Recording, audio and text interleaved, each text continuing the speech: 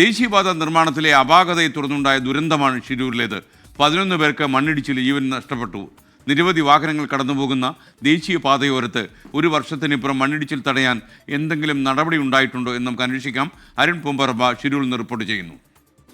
ഷിരൂരിൽ അപകടമുണ്ടായ സ്ഥലത്തെ ഒരു വർഷത്തിന് ശേഷമുള്ള കാഴ്ചകളും സാഹചര്യവും എന്താണെന്ന് നമുക്ക് പരിശോധിക്കാം.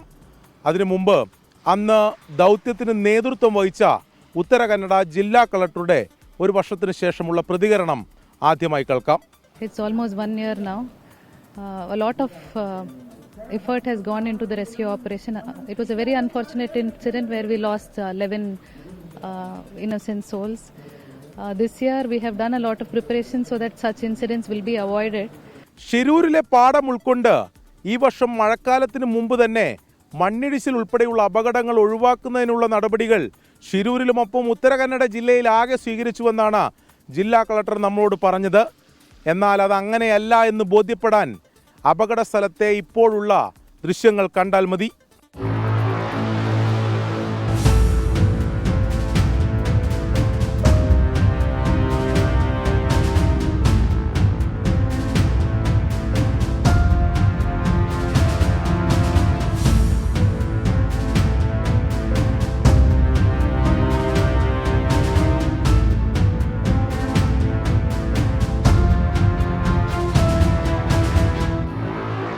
ദേശീയപാതയോട് ചേർന്നുള്ള ഭാഗത്തെ മണ്ണ് പാതക്കപ്പുറം നിക്ഷേപിച്ചിട്ടുണ്ട്.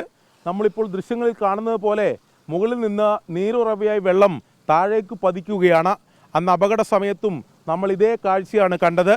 മഴ കൂടുതൽ ശക്തിപ്പെട്ടാൽ വീണ്ടും മണ്ണിടിച്ചിൽ ഇതേ സ്ഥലത്തുണ്ടാവാനുള്ള സാധ്യത തന്നെയാണ് മുന്നിൽ കാണുന്നത്. അത് തടയുന്നതിന് വേണ്ടിയുള്ള ഒരു നടപടിയും ഇവിടെ ഉണ്ടായിട്ടില്ല. ഷിരൂർ പാഠം പഠിച്ചിട്ടില്ല എന്ന് തന്നെയാണ് യാഥാർത്ഥ്യം.